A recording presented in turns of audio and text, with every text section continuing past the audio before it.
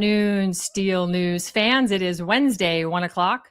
Today, we're going to be talking about something that never should have happened in the United States of America.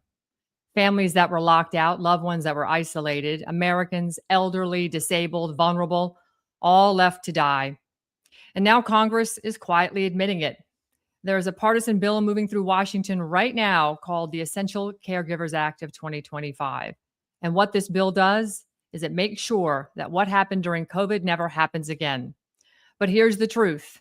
If you need a law to stop it from happening again, that means it should never have happened in the first place. During the COVID crisis in upstate New York, nursing home residents were isolated from their families for months, sometimes years, and Governor Cuomo disgracefully called it protecting them. But the reality is that people declined rapidly in isolation and in most cases died without a loved one present.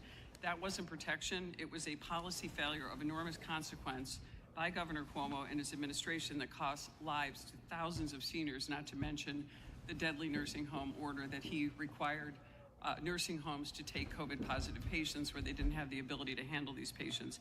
Sadly, many of those same bureaucrats responsible for carrying out this disastrous policy are still working in Governor Hochul's administration. That's why I, along with my co-sponsor, Representative Larson, Fitzpatrick, Panetta on this committee, and numerous others, have reintroduced what's called the Essential Caregivers Act, a bipartisan, bicameral legislation that guarantees nursing home and long-term care residents the right to in-person access to a designated family caregiver, even during a public emergency. It also directs CMS to establish clear, uniform safety protocols so visits can continue safely. Families and friends are visitors. They are loving caregivers, and they advocate, they catch things maybe that a nurse or staff would not, and cutting them out of the facilities didn't protect the seniors, it actually accelerated their decline. I was wondering, because of this situation and the isolation of so many nursing home residents, which contributed to serious physical and cognitive decline, independent of the virus, by the way, given the department's guidance and generous access for designated caregivers in nursing homes, do you share the view that maintaining family access during emergencies is a patient safety issue and not just a quality of life issue? Absolutely, and we made a lot of mistakes with the countermeasures during the COVID pandemic, including shutting down the schools, shutting down businesses. Those things kill people, and it's one of the reasons, in my opinion, that we had the highest death rate of any nation in the world. We lost 3,000 Americans to COVID for every million population. There were other countries. Joining me today is Lori Madigan. Lori lost her husband, Jim Madigan, during COVID under these exact conditions. And she is now fighting not just for him, but for thousands of families who were denied the most basic human right to be with the person that they love. Lori, it is an honor to have you with us today. Thank you so much for being here.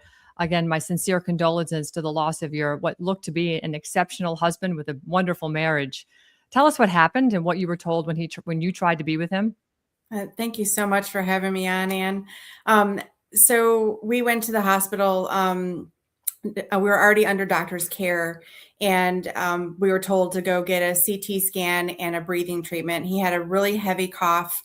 We were over COVID already. We didn't have any other symptoms, just this heavy cough, and it restricted his breathing. His pulse ox dropped when he had a coughing fit. So we went to the ER, and they told me to kiss him goodbye. Leave him there, kiss him goodbye. I went to go pull his mask down to kiss him, and they told me, they yelled at me, actually. They said no. So I listened, and I just kissed him on the outside of the mask, and that was the last time I got to kiss him. We were in, the hospital was open to the public, but it was not open to COVID patients. They didn't have anyone from infectious disease working at the time. So it was over the holidays of 2021 in December, and they said they couldn't test him. So I found out later there was negative COVID tests in his records, so I could have come in, but they kept him in isolation. And Isolation kills people. I mean, it not to mention what they did to him while they were there. I mean, they vented him and gave him remdesivir and a multitude of drugs. But if I was able to be there in any capacity to advocate for him, he would be here today. I know it. My whole heart knows it. So you were denied access to him and you were unable to advocate for him. Did you feel that decisions were being made without you? Oh, they were 100% being made without me. They vented him without telling me. He was 93 oxygen, and they vented him. And then when they vented him, they blew out his lungs, and they asked me if I wanted to reinflate his lungs. And they asked me on the last 2 days of his life if I wanted to resuscitate him or DNR him. They said, it's futile, so you should just DNR him.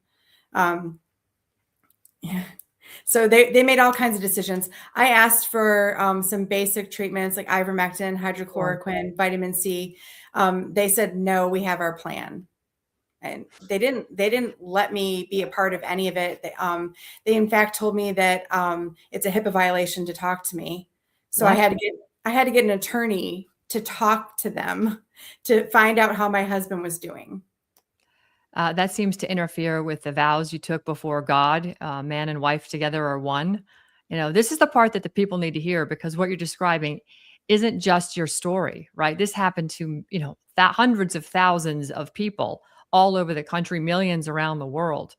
During COVID, something called the 1135 waiver was activated. That waiver allowed the federal government through Health and Human Services to suspend patients' rights that had existed since 1987 under the Nursing Home Reform Act. Mm-hmm. Let's talk about the rights that it included, right? Rights to visitors, to caregivers, rights to advocacy. And because of that, millions were cut off from their families. Can you tell us a little bit more about that? Yeah. So, that was completely violated. The 1987 Nursing Home Reform Act was completely violated during the pandemic by now allowing visitors or advocates, cutting them off from their families, isolating them. And that bill provides all that. And, we're not criticizing the caregivers at all. They're asking for this too. The doctors, the nurses, the caregivers, they're asking for this support. This is a bipartisan bill. The Essential Caregivers Act is 125 co-sponsors. And it's to make sure that this bill that's already in place doesn't get violated again. Mm-hmm. So I don't get how we have it already in the system. We have a bill already approved, but we can just violate it. So let's talk about this bill, the Essential Caregivers Act, that has numerous members of Congress sponsoring it. It guarantees that at least one caregiver can always be present. So when you hear that, what goes through your mind? Well, really what goes through my mind is everything that I was denied. What I could have done, supplemented the care when they're short-staffed. My husband wasn't bathed. He wasn't fed. He wasn't given liquids. And I'm hearing this a lot in cases of people that died in the nursing homes. And it's important to know that for the nursing homes that were violated, it's not just the elderly in these homes. They have rehab patients, they have disabled, they have children in there. It's not just the elderly. So we're looking to protect everyone. Do you believe your husband's outcome would have been different if you could have been there? What would you have done differently? Well, it was much harder to advocate on the outside, and I would have been much more on top of seeing what they were giving him and telling them, no, you're not giving my husband remdesivir. I'd be able to see it and look it up and deny it right there. We were not given informed consent for anything. And I believe that we would have had informed consent had I been there and been able to say, ask the questions. I didn't know they were giving him those drugs. So members of Congress are now openly saying this. They're saying that isolation during COVID caused the suffering. They say that patients declined from the isolation, that patients died alone. Lori, that's exactly what you experienced, isn't it? It is exactly what I experienced. And this bill is for long-term care facilities. I would really like to see it expanded on the state level to the Never Alone project, to have Never Alone legislation in Michigan. I'm looking for someone to sponsor it and draft it here. But yes, we need this. We need our rights protected and to be able to be with our loved ones. The isolation, they're estimating, caused around 40,000 extra deaths from just pure and from loneliness, from being alone, from failure to thrive.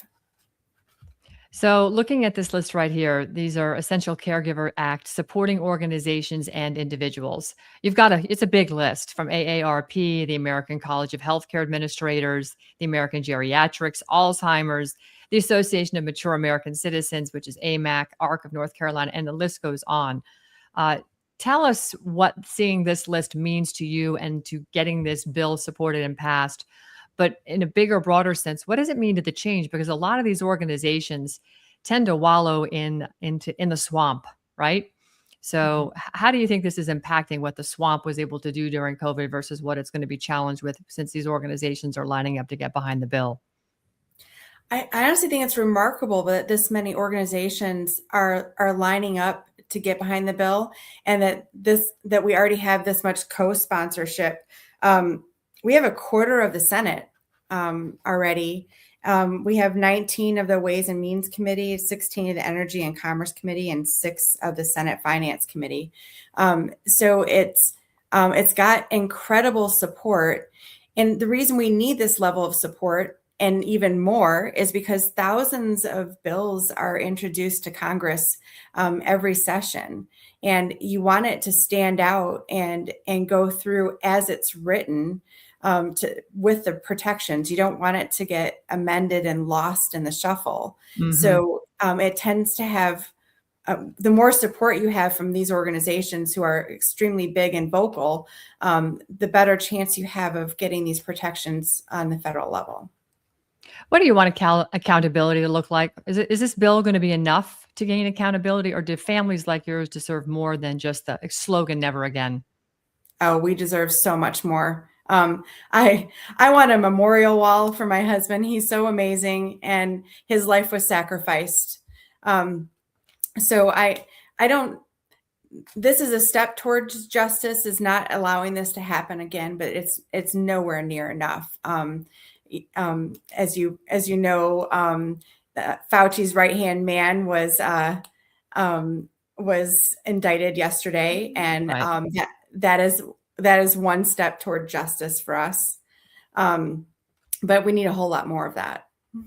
Yes, we do. So if, Lori, looking at, some of the organizations that you're involved and engaged in, talk to us a little bit about this one right here, Caregivers for Compromise.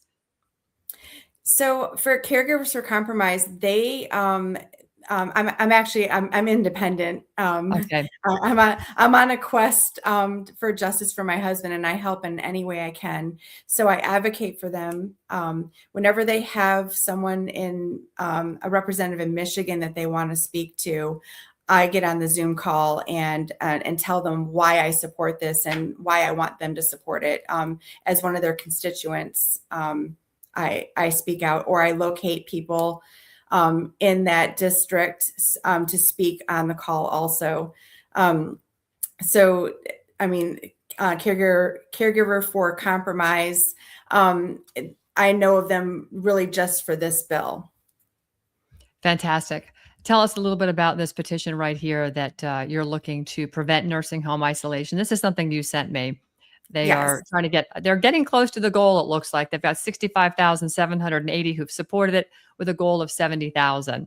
What will this petition mean to reducing isolation or preventing isolation should we face another pandemic again?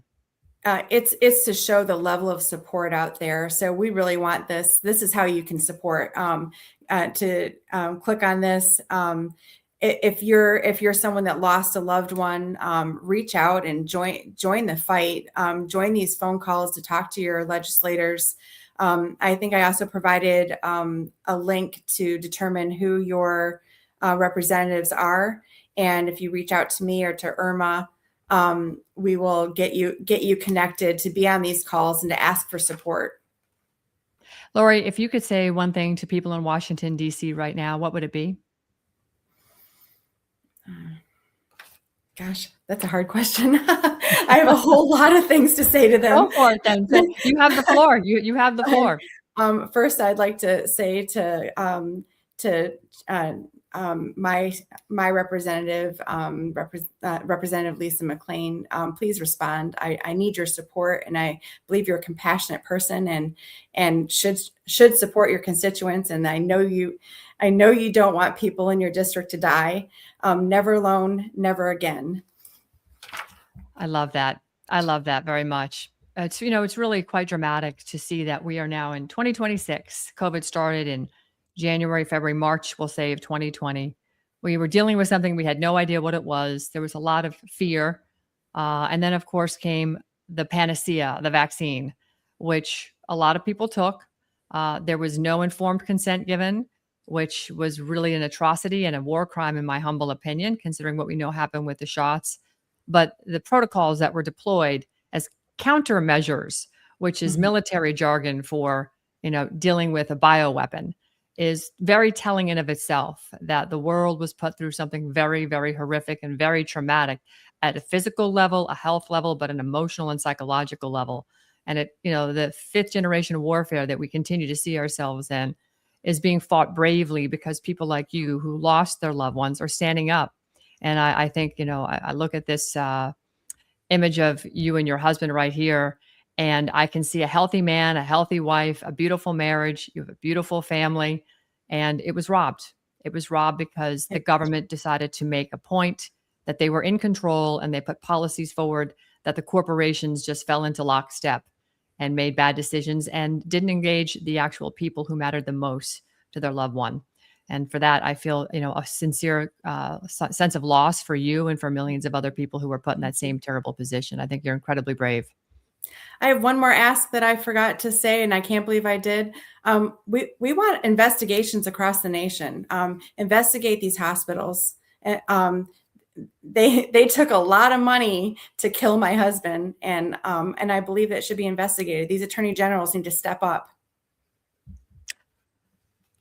You've said it better than most, and I agree. Todd Blanche, you've got the ball now. So you and Congress, real investigations don't just end in gavels pounding on the table, but that actually end with indictments, arrests, and then imprisonment, or worse, if it is called to be treason.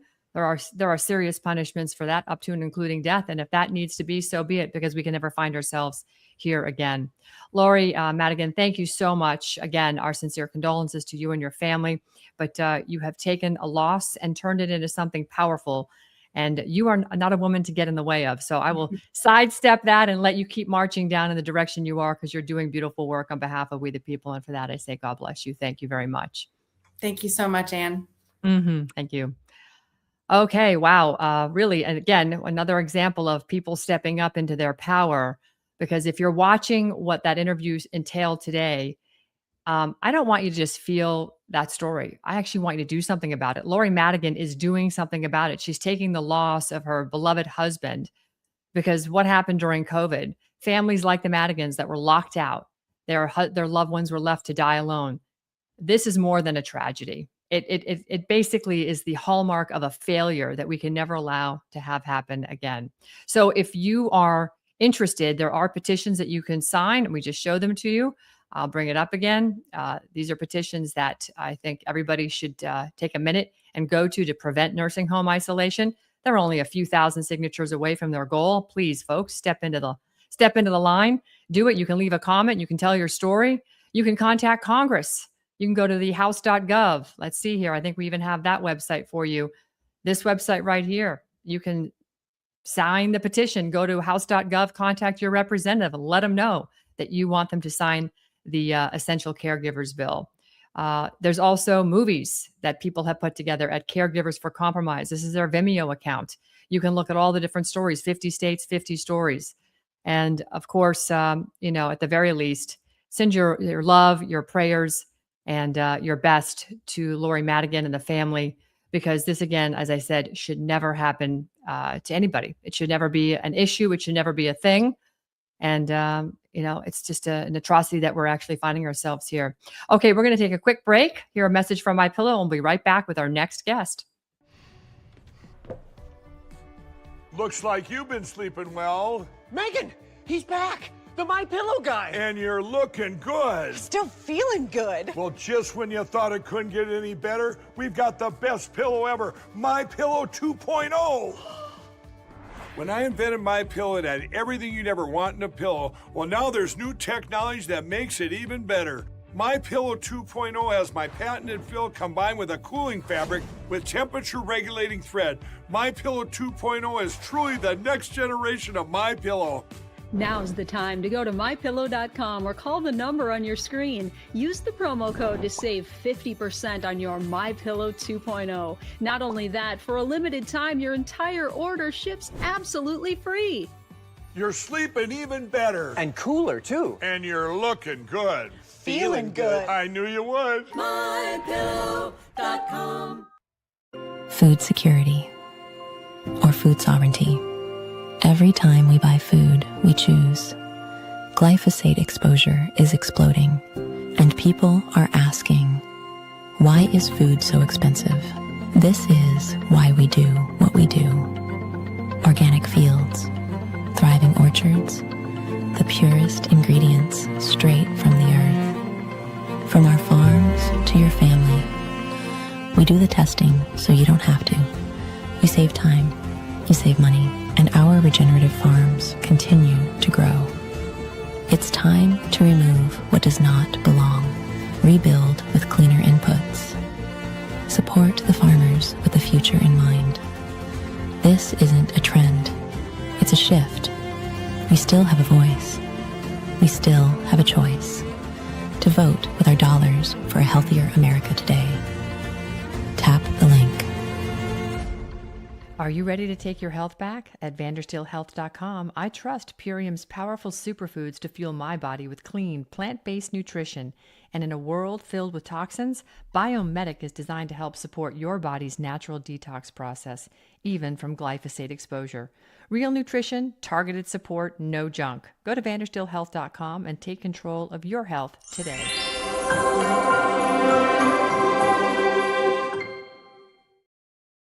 There is no law, and to date, nobody has been able to show that there is a law for the average American citizen working day in and day out to pay an income tax. But We the People Foundation for Constitutional Education put a full-page ad in the USA Today on July 7th, 2000. And within the body of that ad was a $50,000 challenge for anyone that could show the law. And to me, $50,000 is a lot of money. So I went after that and did the research based on the fact that I thought, let's put this baby to bed. I'm hearing all these rumors. I'm going to kill two birds with one stone. I'll answer these people's questions that are asking me, and then I'll win this $50,000. And, based on the research that I did throughout the year 2000 and that I'm still doing, I have not found that law. I've asked Congress. We've asked a lot of people in the IRS commissioners, helpers. They can't answer, because if they answer, the American people are going to know that this whole thing is a fraud. There is no law. There is no law that requires the average American worker in the private sector to pay a direct unapportioned tax on their labor and compensation for services. There is no law. I really expected that, of course there's a law that you can point to in the law book, the code, that requires you to file a tax return. Of course there is. Maybe I don't know what it is right then as he was speaking to me, but sure. So naively, I agreed to go off and research it and get back to him. 3.5 months later, I was at that point where I couldn't find the statute that clearly made a person liable, at least not me and most people I know. And I had no choice in my mind except to resign. I had to leave the IRS because I presented evidence that I had accumulated indicating that the agency was violating the law and violating people's rights. And I asked the agency for a response to my sincere concerns. And the answer I got was that they would not respond to my concerns and that they would provide me with the paperwork necessary to tender my resignation. You can look through the statutes and look for the law that requires you to pay. And when you do that, you can't identify a law that requires the average person in America who earns a wage and works in private business to pay an income tax. American citizens, along with the foundation, have been asking the IRS to specifically provide them with the underlying legal foundation upon which they administer and enforce the personal income tax laws in our country. At the national level, when people would attempt to contact somebody of a much higher authority, say the commissioner, same kind of thing. They would get answers that were in effect non-answers. You have to understand that an agency which will unlawfully impose a tax that doesn't exist is not going to care.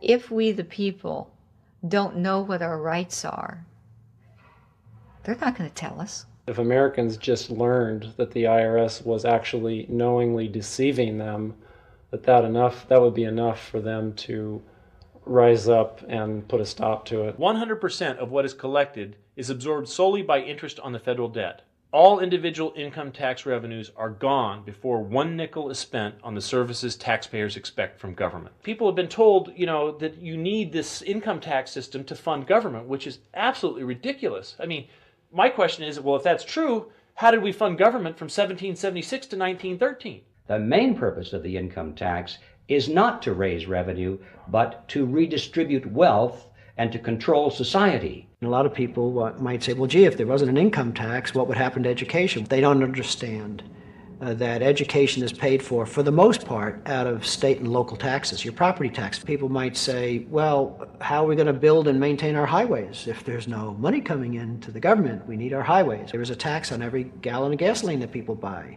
Proceeds from the income tax do not pay for highway construction. I believe that in both spirit and substance, our tax system has come to be un-American. Death and taxes may be inevitable, but unjust taxes are not. This small booklet includes the Constitution of the United States, the Bill of Rights, the Declaration of Independence. This is a document that every citizen should read. It's a document which freed an entire nation.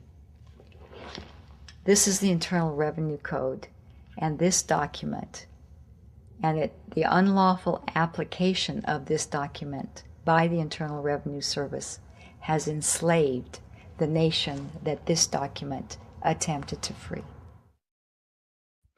Next, we're going to be turning to a major Supreme Court decision that could have serious consequences for the American economy, trade policy, and even national security. The ruling centers around tariffs, specifically whether the government must refund a certain tariffs that were actually collected, potentially with interest. Now, on the surface, that actually can sound a little bit technical, but here's the real question. If tariffs are refunded, who actually gets the money back? Because I bet you know it ain't going to be the American consumer. Joining me now is Don Brown, former Navy JAG officer, Pentagon official, constitutional attorney, and former U.S. Senate candidate in North Carolina. Don, it is always great to see you. Thank you so much for being here. How are you doing? Doing great, Ann. It's an honor to be back with you as always. Thank you. I'm so glad you're here, because what did the court actually decide? What does it really matter at this point? Are we going to not see any refunds if we actually have to do a refund to these countries we've charged tariffs? You're asking all the right questions. You're referencing a February 2026 case in which the Supreme Court SCOTUS threw a big mess into the whole tariff situation, learning resources versus Trump. And President Trump had, of course, imposed tariffs under something called the International Emergency Economic Powers Act, and which I believe he had the right to do.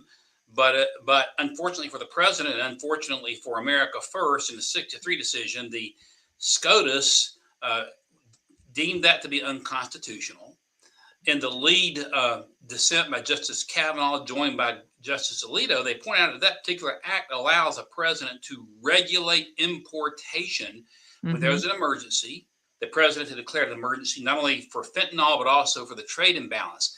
So they deemed it unconstitutional. And the first thing to remember, the president can come back and impose these tariffs under other acts. I won't go too deep into that right now. But here's where they left a big question.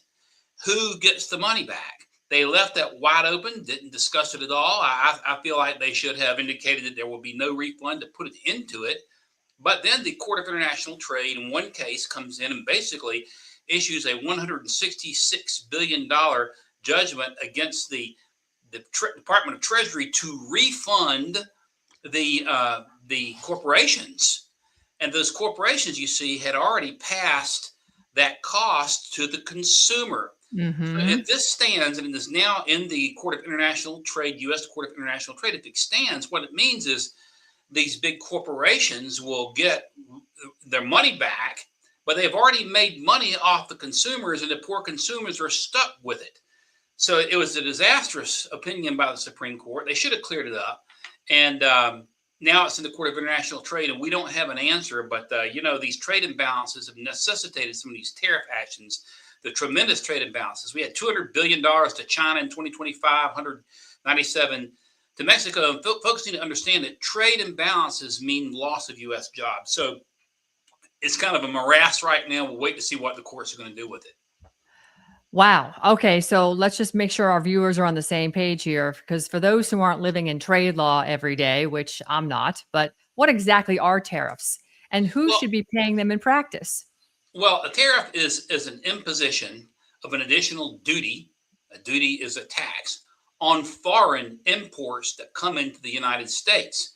And presidents since the day of Thomas Jefferson have imposed them under various acts and theories to fix trade imbalances. For example, President Reagan at one time put a 100% tariff on the importation of Japanese electronics and computers because the Japanese had stolen trade secrets and were basically ruining the American job market. You know, the presidents Bush and Obama put tariffs on steel and tire imports. The tariff is designed to protect American jobs, and it is the importer, usually the American importer, that must pay the tariff. Now, the purpose of the tariff is to encourage the American companies to buy from American manufacturers, not foreign manufacturers. But when these importers, then they turn around, they charge the consumer, you see. So, for example, there was talk of a tariff on French wine. So the importer of that red wine will pay the tariff assessed by the U.S. government. But then if they want to continue to sell, they'll charge it to the consumer. We'd rather have the importer buy American wine from Sonoma and Napa and not from France. That's just one example. The consumer winds up paying, but it is the American importer that should be dealing with American companies. We're losing jobs, and it's to protect American jobs. All right. So you've said this ruling was a mistake, right? I believe it was, yeah. Does this weaken enforcement then? Does it shift power away from the executive branch? Well, in this particular case, it does. It's important to understand there's several statutes. The Article 1 of the Constitution gives the Congress the power to regulate importation, and it has done that, and to assess tariffs, and it has done that through several statutes that it has passed, giving power to presidents to assess tariffs. The first and most famous was the 1934 Smoot-Hawley Act. Then in 1962, we had another act called the Trade Imbalance Act. In 1974, the Trade Act. And presidents have used those acts to to put duties and tariffs on stuff. And President Nixon in 1971 put a 19% across the board tariff on all foreign imports into the United States because of the trade imbalance. Nixon understood as trade imbalances increase and we become on the short stick of that, we lose businesses. That was done under something called the Trading with the Enemies Act, which Nixon used to impose tariffs. That Trading with the Enemies Act was the forerunner of the IEEPA, which President Trump used. And courts have upheld these actions by the executive almost on a routine basis up until this learning resources case that we referenced earlier. And you know, the Justice Kavanaugh wrote the dissenting opinion, but Justices Alito and Thomas, who I think are the two brightest minds of the court, were right on mark that the president had the authority once he declared an emergency to regulate importation, which includes tariffs. So I believe that the Supreme Court made a decision on the merits and also made a bad mistake by not addressing the issue of where who would be responsible for refunds or no refunds. So if refunds get issued, who actually gets the money then? Is it just going to go to the Right. corporations, or is anybody talking about how the corporations who know who bought what from them, because everything's electronically tracked now, right? You can go back to Costco and not even have your receipt, show them your credit card, and they go, oh yeah, I can find that item, that I'll refund you, blah, blah, blah. Will we get the money back? I mean, is there any discussion about that? There have been two cases filed in the Court of International Trade, and there was a judgment already from the first case, which is, by the way, has been dismissed and refiled in the court. I don't want to overcomplicate it, but in the first finding, the Court of International Trade ordered the United States government, that is the Treasury, to pay back the corporations. Nothing was mentioned about how to refund that money to consumers, and about 90%, it is estimated, of the tariffs that were assessed to these importers has been passed to the consumers, and therein lies the problem. Right. And so, how do you even calculate who bought what? So, if you and I, for example, if we were to go in, the wine store and buy, a bottle of French wine that has a tariff on it, how is that importer going to refund us, Ann? Or if we go and we buy electronics or anything else that we are now short manufactured on, there's no practical way for a court to say, well, Ann Vandersteel has to get $15 back for the tariff that she assessed, that she paid on March 1st, 2026. It's impossible to do that. And so what happens is big business gets a double dip benefit because the U.S. Treasury pays them, and they have already passed the cost to the consumer where they've gotten paid from the consumer. They're double dipping, and the consumers get screwed over. It is not a consumer first, nor is it America first. It's a win for big business and for globalists, in my opinion. Again, the American consumer, just like the taxpayer, is screwed again. Let's talk about national security, Don. How do tariffs connect to national security?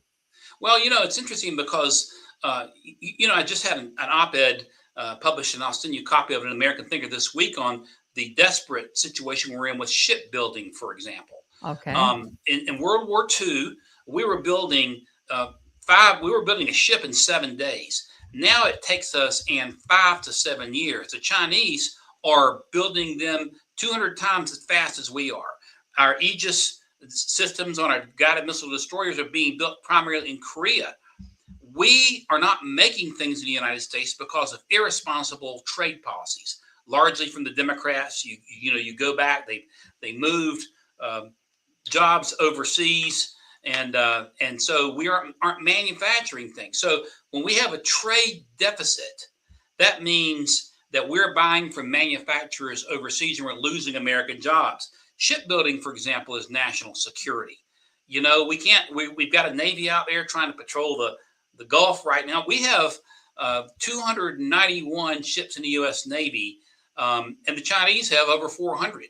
And we can't build as fast. So it affects manufacturing across the boards. And so when we take, the United States invented the microchip. We used to make all microchips now. Now we make a handful, less than 10% of the percentage of microchips. And so we are having, for example, our missiles and our defense systems largely driven by microchips built elsewhere.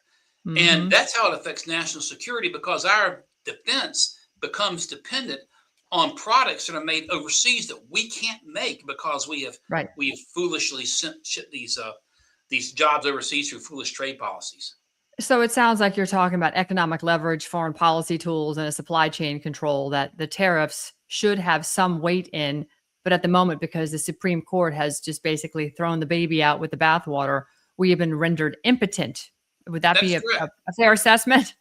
It is correct. Of course, the critics say, well, it cost the American consumers more. It might in some cases, but it wouldn't necessarily do that if these importers were actually buying domestically. And, you were able to increase your domestic production, increase your supply, and bring the prices down.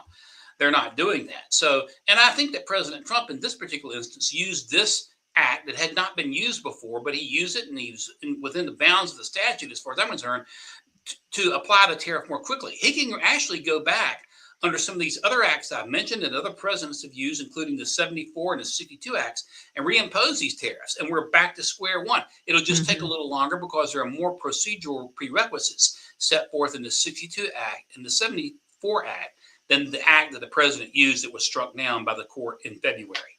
So what precedent is this setting? Well, it's setting a bad precedent because, first of all, it's setting a nightmare on who's going to refund what. Right. And so if a president comes in, let's say, Presidents Clinton and Obama and Bush have used tariffs. President Reagan used tariffs, and as I say, even taxed 100% for a period of time on Japanese imports. You see, or electronics, I should say. President Trump, I believe, was intending to use the tariff as a temporary mechanism to force these foreign countries to play more fairly. I don't think he was meaning for it to be a permanent thing, but it takes a very powerful America First tool out of the hand of the executive, because the president is using tariffs as an America First tool to correct some of these trade imbalances that have been a result of some of these disastrous treaties that we have entered into to ship our manufacturing overseas. I want to shift the conversation a little bit to BRICS and look at it from what BRICS is doing, Don. BRICS is actually settling their trade imbalances. So if Russia and Brazil are trading oil and soy crops, Brazil is sending soy to Russia, Russia sending oil to Brazil. Clearly, one is more expensive than the other. That would be the oil. And so you can't probably send enough soy to compensate for how much oil you would need.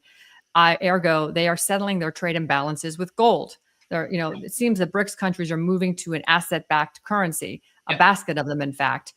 Do you think that if America was using the same methodology, same financial instruments, gold, to settle debts, that we would actually need tariffs? Well, probably not as much, certainly. President Nixon took us off the gold standard in 71, which in retrospect, I think that was a mistake. The dollar is a fiat currency. It's not backed by precious metal. But he tried to compensate by putting in, the petroleum, the petroleum acts, whereby Saudi Arabia would have to trade, everybody in the world would have to trade their petroleum into dollars, which was a temporary backstop against taking us off gold.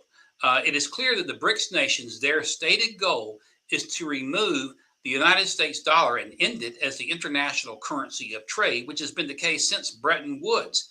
If that happens, here's what President Trump says. If we lose the dollar, and I agree with him, and I was hitting this hard on the campaign trail running for Senate. If we lose the dollar and now the national debt is crested $39 trillion, President Trump has said that will be worse economically than losing a world war, if you think about that. And the action by these BRICS countries who are doing these trading and backing it with precious metals is a real threat to our way of life. And we've got to get this national debt under control above all things as well, for sure. But yeah, I think if the dollar were backed by precious metal, it would certainly bring a lot more stability, and it would certainly be helpful. Yeah, I would agree. I would absolutely agree. Don, it would have been nice to have you sitting in the U.S. Senate, because I believe you understand the functionality of everything we're talking about quite articulately, and you're well read on the Constitution. When I met you, we immediately gelled on that. Sidney Powell is a very good friend of yours, so I think it's a travesty that did not happen. But I know there'll be other things in your future where I believe you will be lending a major hand to help Americans as a true public servant leader. So really, what happens next? Because when you're looking at billions in potential refunds, possibly legal battles that are still ongoing, because the Supreme Court is, throwing the baby out with the bathwater, and clearly there's a serious administrative complexity in all this. Right. Where is this going to lead from where you're sitting? That's a very good question. I suspect this. I suspect that if the Court of International Trade comes up with another ruling requiring corporations to be refunded by the federal government, and there's no clear way of passing that on, certainly to consumers, and there's not going to be, because in the law we look at the speculative nature of damages. How do we prove that Ann Vandersteel or Don Brown went out and bought a CD player or whatever we buy? I guess those are antiquated now, showing my age. But how do you do that? If there is an ambiguous ruling from the Court of International Trade, I suspect that the United States government will probably appeal that to the Supreme Court and force the Supreme Court to do what it should have done before and deal with the issue of damages. They left it out there. When they left it unresolved on what I think was a foolish decision to begin with, they invited tons of litigation. And so I think this is going to be litigated more in the courts, and we'll probably go back to SCOTUS before it's over to answer that question. Well, from your lips to whoever is going to drag it back up there's ears. It's a daunting step that we have to take. as far as the elections, looking forward to the midterms, your neighbor down to the south of you in South Carolina, Lindsey Graham, seems to be a little bit in the hot seat right now, and he's taking a lot of incoming from one very feisty and very godly Mark Lynch. I'm sure you all know each other. So give me your, 50,000 foot on what you think's happening down there. Perhaps Well, if we you'd had a little more time, you might have also won your primary. Yeah, I would have. Well, you never know, but I'll tell you this about Mark: he's a businessman, and he's an America First guy, and his campaign is pretty well financed, and he's gaining traction. Now, of course, Lindsey has something like $80 million. I mean, I don't know where Lindsey gets his money. You got a salary of $175,000, and the money they've got is off the charts. It's very, very, very difficult to unseat an incumbent, but Mark is picking up some traction in the Palmetto State, and we'll see how it goes. But, Lindsey's never met an award that he doesn't like. And, there's some things about him that are okay, but he's certainly not an America First. He's more of a globalist, as you know, and we got to have America First folks in the United States Congress. Yeah, we definitely do. All right, so let's be clear. We've got corporations who may receive billions back thanks to the Supreme Court decision. And this, of course, is on the heels of consumers who paid higher prices. We, the people, may get nothing. So, and remember, those corporations have largely already gotten those billions back by passing the cost on the consumer. So when they get the billions back, given the Treasury, it's a double boom for them. Oof, that is just ugly, ugly, ugly. I mean, when you think about that, and when we start to see the headlines of that, I wonder how that's going to hold for. How is that? Do you think that's going to impact the president? Is that going to put feathers in his cap, or is it going to? Or are the people going to rebel? Where are the people going to direct their anger? Well, that's a good question. I don't think it's going to be necessarily good for the administration, but I think that the administration, hopefully the government, hopefully the Justice Department or the United States government is going to appeal the rulings, unless the rulings are clear that there is a way to put money back in the pockets of the taxpayer. I paid $4.10 for gasoline coming back from an event last night in Lexington, North Carolina, and driving around Charlotte today, it's consistently around $3.99 or $4 a gallon. These gas prices are going to have to come down. And I think that is going to be a barometer of what happens moving into the midterms as much as anything. But the president certainly has work cut out for him for sure. And of course, sooner that this Iranian situation can be brought to a close, the better the chance to get some of these prices back down a little bit. So we'll have to see how it plays out. Amen. Well, while consumers are paying higher prices, get nothing. At the same time, we've got the government's ability to act quickly on trade. Could be significantly narrowed. Don Brown, thank you for breaking this down. Certainly appreciate you being here today. And we'll catch you next time. Please, by all means, stay in contact because you always have some hot takes on the key issues of the day. Appreciate you, Ann. Thank you. You're welcome. Okay, incredible, huh? I mean, these are the key issues of the day, and it's really frustrating to hear that you're going to see corporations who've already passed the tariff on to the consumer get a refund. And of course, the refund seemingly probably won't get passed on to the consumer, but they know who you are. Believe me, how many times are you getting text messages because they sold your information to somebody else to sell you something? They know who you are. Those greedy little you-know-whats are going to keep the money as they always do. We're going to take a quick break. When we come back, we're going to take a sort of a shift from the analytical, grounded into a real world. That was Don Brown, who was breaking down the legal and economic implications of the Supreme Court tariff ruling. But the reality is those decisions aren't staying in D.C., folks. They're not staying in the courts. They're landing in your backyard, in your supermarket, and in your family. And they're going to land in districts like California's 47th. So the question becomes, who's actually fighting for the people, dealing with the consequences? We'll be right back. We have Michael Maxenti up next. He's going to be running for California's 47th congressional seat. Abraham Lincoln printed millions in government-issued notes, bypassing European banks to fund the Civil War. 5 days after the war ended, he went to Ford's Theater. President McKinley supported the gold standard, while others favored a central bank with a flexible currency. It wasn't long before an anarchist was let into his rally. 3 business titans allegedly opposed the creation of an American central bank. They all took an unsinkable ship owned by J.P. Morgan. He was supposed to go with them, but canceled last minute. That ship was called the Titanic, and the Federal Reserve was founded the next year. Senator Huey Long rallied against the Fed and tried to cap America's wealth. He was shot inside Louisiana's capital. His gunman was killed instantly, with no autopsy, lost evidence, and conflicting ballistics. Congressman Louis McFadden accused the Federal Reserve of high treason for causing the Great Depression. He collapsed after a banquet. The official story? Heart attack. JFK signed an executive order giving the Treasury power to issue silver certificates and bypass Fed-issued notes. You know how this ends. Congressman Larry McDonald, a fierce critic of all global banking elites, boarded Korean Airlines Flight 007.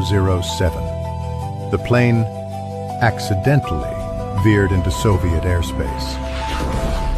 All 269 souls died, and Moscow held the black boxes for a decade before releasing edited data. Thomas Sankara, president of Burkina Faso, rejected IMF and World Bank loans. Shortly after, he was assassinated in a coup.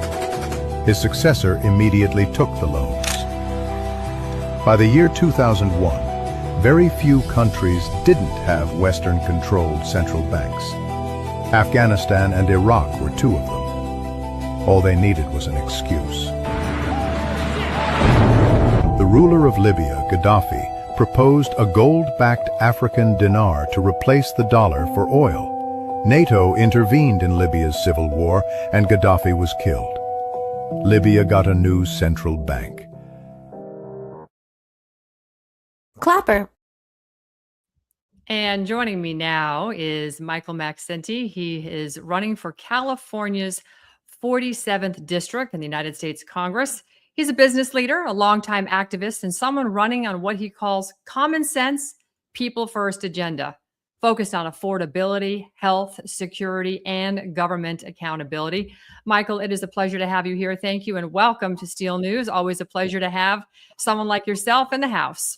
It's a pleasure to be here, and my wife was delighted when I told her that I was going to be on your show. She goes, "Oh, I love her." Great to know we got fans even on the left coast. It's amazing. It's amazing we get the message over there sometimes. Well, thank you for being here. You've said that Washington has been serving special interests instead of people. What made you step into this race and now? Well, it was real simple. After Trump won the election, and it was confirmed on January 6th during that 2-month window, every day I thought about it, prayed about it. What is the most important thing that I could contribute? And knowing what happened at the last midterms and how we would have to relive that, everything in the reform effort by so many people, the Maha movement, would all grind to a halt again. And the opportunity for somebody like Trump to come along would be who knows when. And that's when I made the decision that our congressional representative, David Min, is a first-term congressman. He exemplifies a career politician and of the worst kind. And so this was something that was imperative to give Trump reinforcements and hopefully expand the majority in Congress so that we could codify every single constitutional thing that Trump is working on, Kennedy's working on, Gabbard and others. So you have said you're not a career politician. How does that shape how you would govern differently?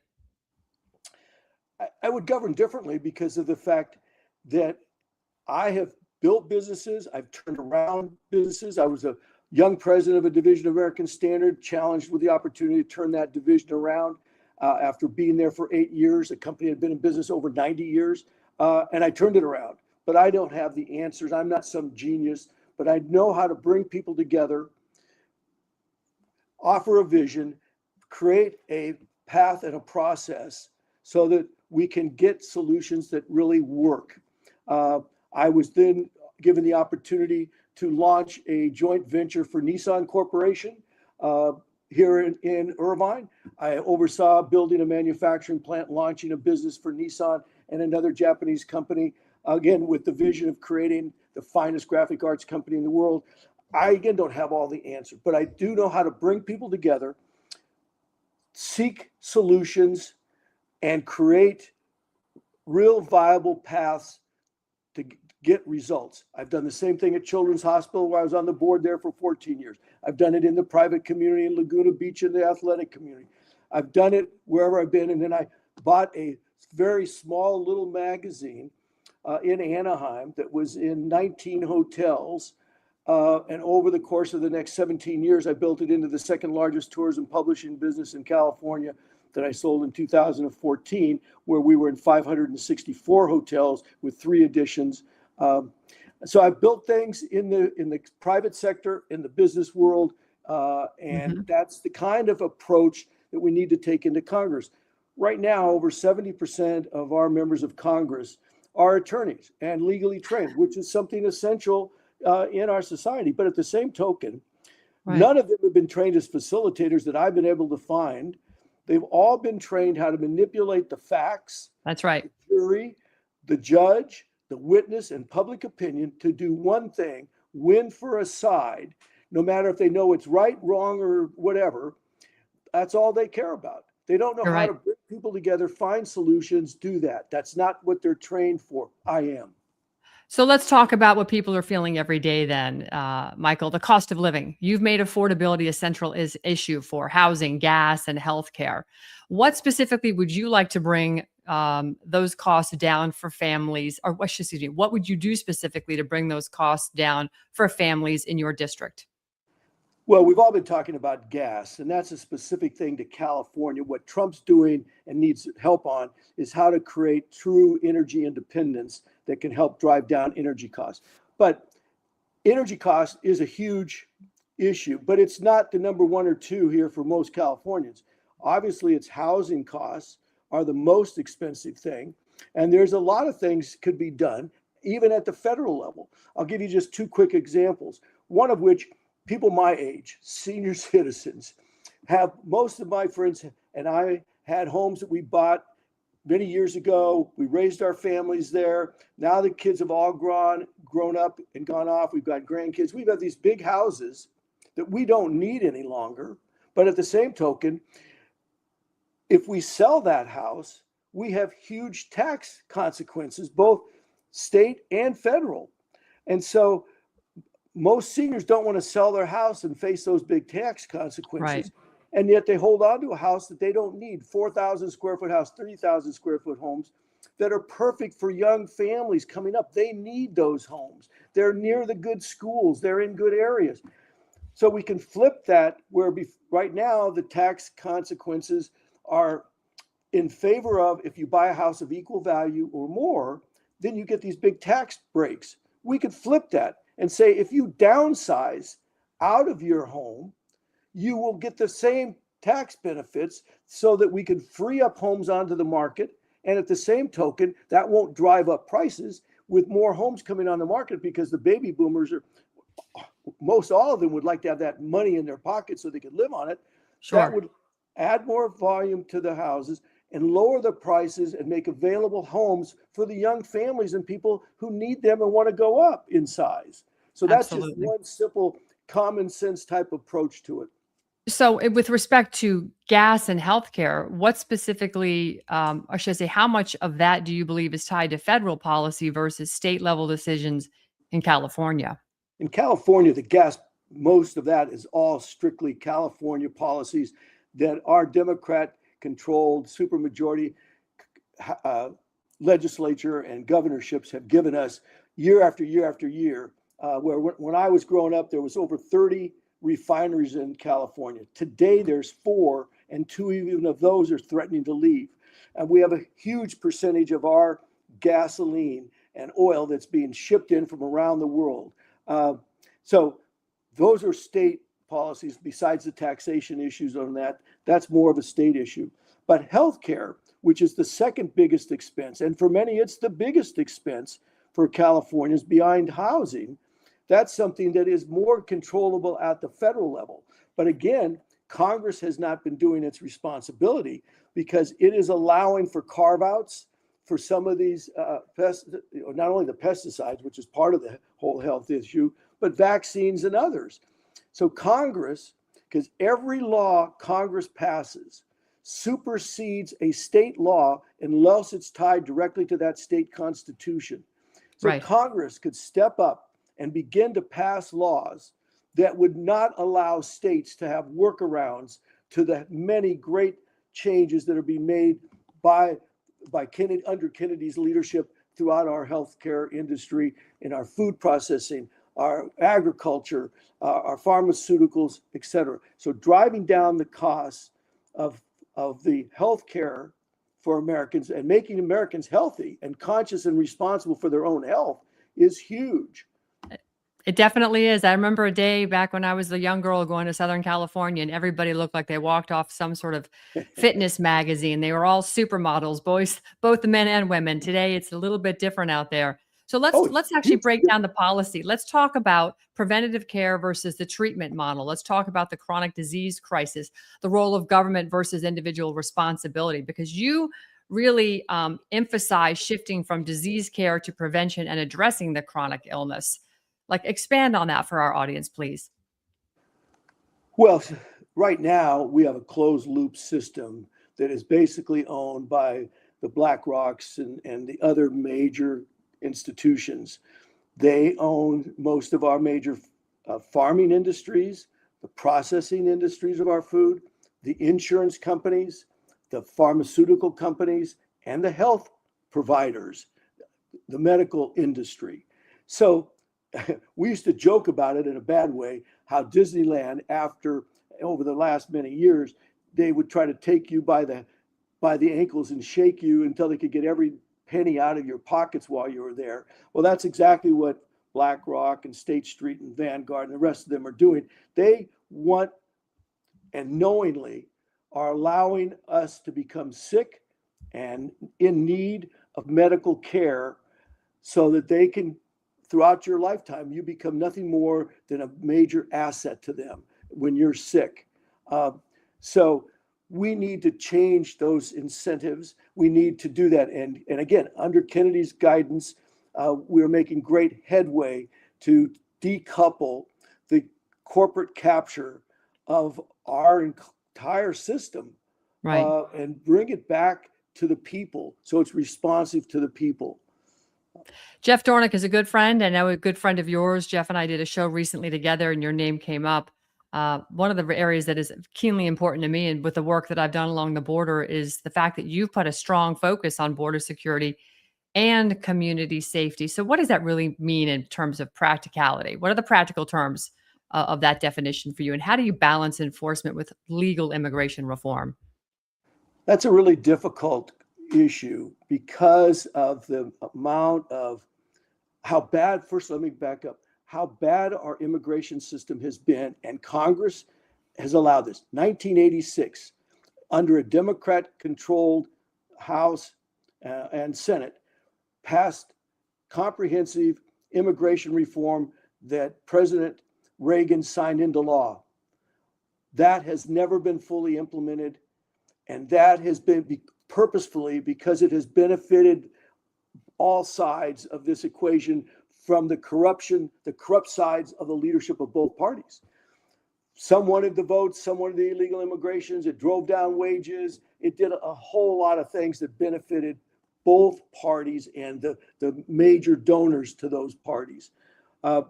So our immigration system needs a complete reworking. What's happened is, and I have many friends, and I'm sure when you were in California, you did it. I have many friends who I just recently, since Trump became in office, found out that they'd been here 30 years and they were illegal. And yet they had tried year after year after year to become legal citizens, going through all kinds of hoops. And because of our poor immigration system, good people who are taxpayers, law-abiding, producing good children, working hard in our country, who deserve the opportunity to be U.S. citizens, have not been effectively brought into our system. They've been purposely kept in the shadows.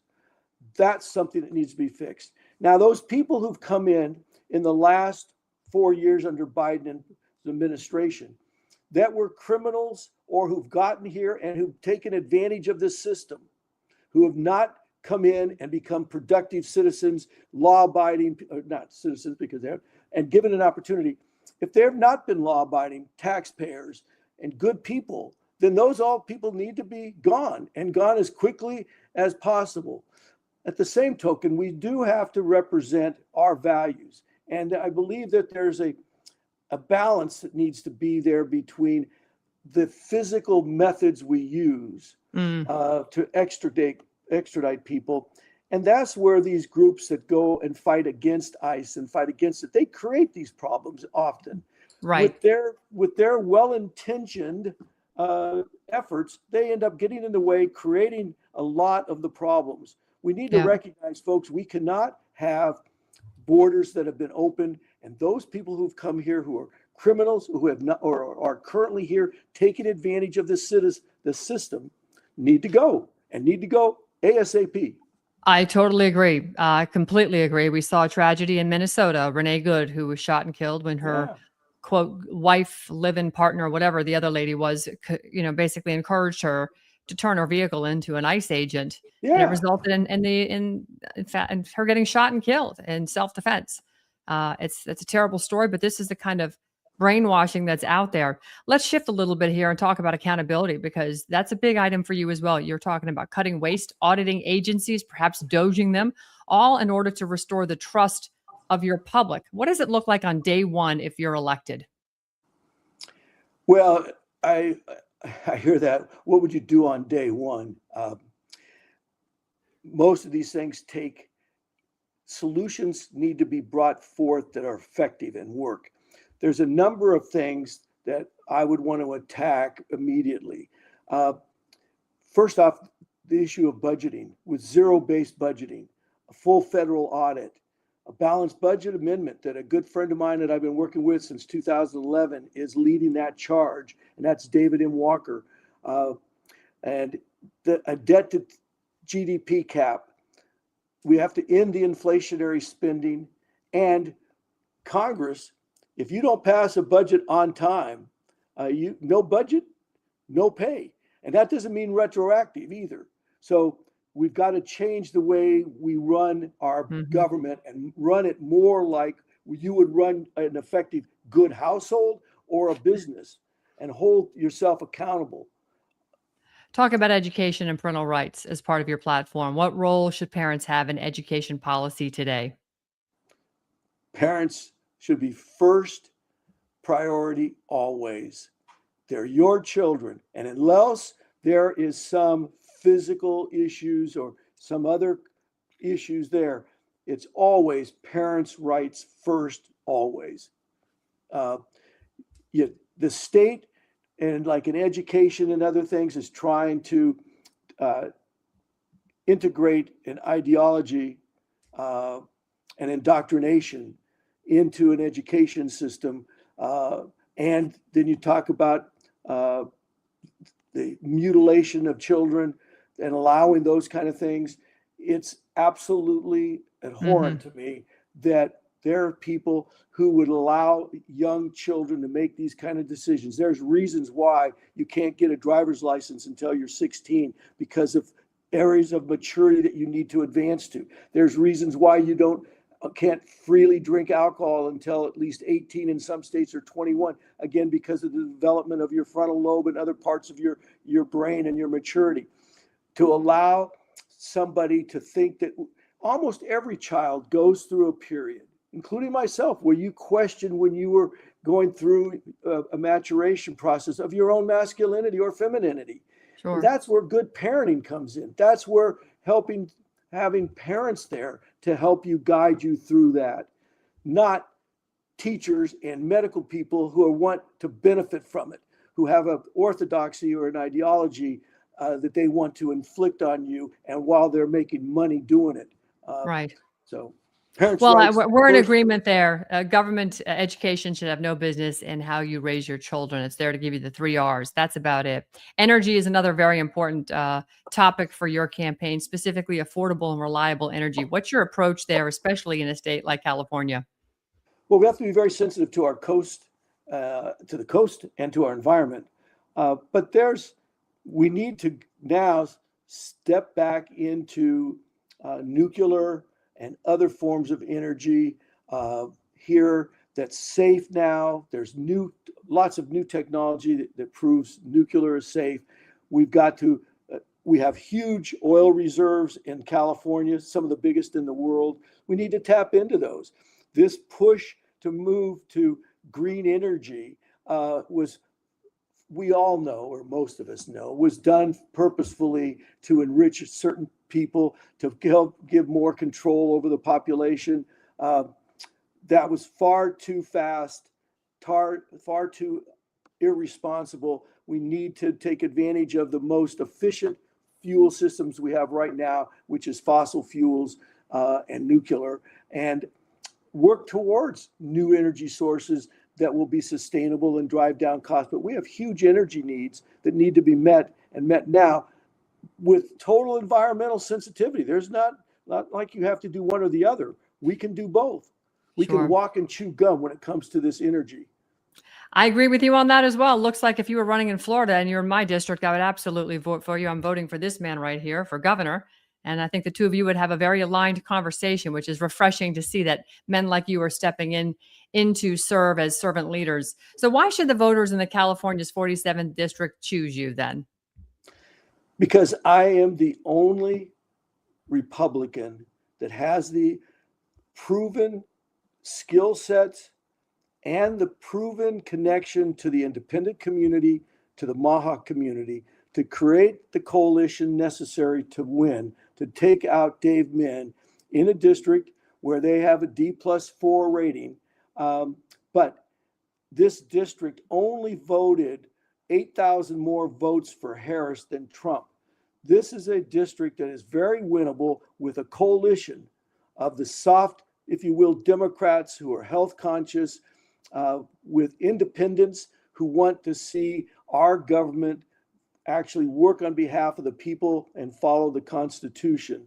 And so the combination of the many great Republicans that we have who are truly committed to the founding principles of the Republican Party,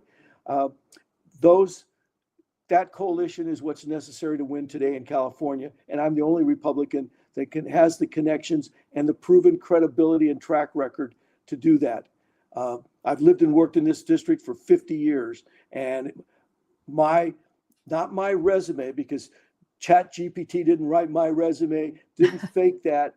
I've got a 50-year open book of accomplishments of always putting myself out there on behalf of whatever task I was asked in my community, whether when I was coaching 18 youth sports teams, why I became president of the Little League, why I was on the board of directors for Children's Hospital for 14 years, creating the largest fundraiser in their history.